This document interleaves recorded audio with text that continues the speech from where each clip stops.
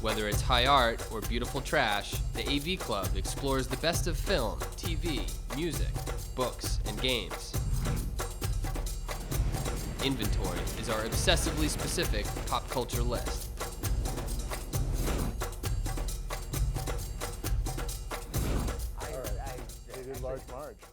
Welcome to Inventory. Today we're here to talk about directors you didn't know you hated. Now, there are a lot of directors that you know that you hate. A lot of people hate Lars von Trier because of his treatment of women. A lot of people hate Larry Clark because of the way he eroticizes teens. But there are some directors whose work is anonymous, and you would have to look on the IMDb or have an encyclopedic brain to really understand, oh my goodness, you hate these guys because they made so many terrible films. The first one for me, or my example, is Brian Robbins. Brian Robbins started as an actor. You might remember him from the 80s sitcom Head of the Class. He was the cool kid. It's so easy to walk all over him. I feel it's my duty. And then he sort of moved on to directing, and he cut his teeth on a lot of sports movies that people don't remember or shouldn't remember.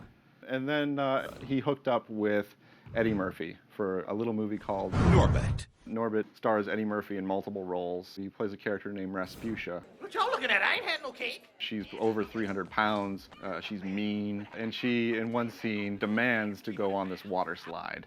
Then something pretty funny happens. I'll show you how a bitch go down a slide.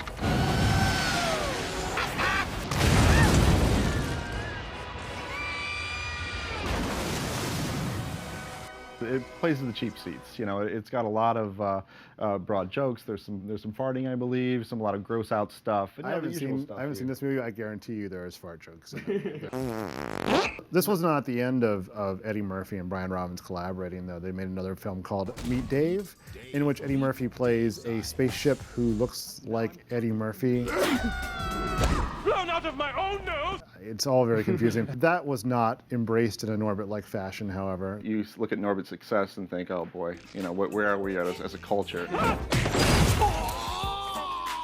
And then Meet Dave comes out and tanks, and you're like, oh, okay, there are lines that people will draw. The director I want to talk about shares Brian Robbins' love of putting famous comedians in fat suits. His name is Roger Gosnell, and he had a breakout hit with Big Mama's House, starring Martin Lawrence as an FBI agent who has to go undercover as an obese grandmother. Big Mama could never forget that ass. That's not the movie I want to talk about, however. I want to talk about Beverly Hills Chihuahua. All of us remember where we were when the trailer for Beverly Hills Chihuahua first hit the internet. The greatest Chihuahua movie of all time. It kind of looked like the end of movies entirely. Hey, talk to the paw. It's cute animals doing cute things, which I have a soft spot for, but everyone likes candy. Here's a whole bag full of it, cinematically speaking. Say hello to my little friends.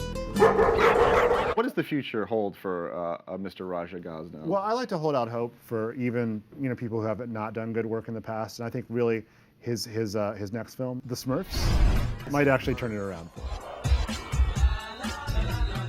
Nathan, you've chosen a director as well. Does it keep with the pattern? Is it someone who likes fat suits and fart jokes? There is only one other filmmaker who enjoys those sorts of things and is pandering and terrible. I'm talking, of course, about Tom Shadyac.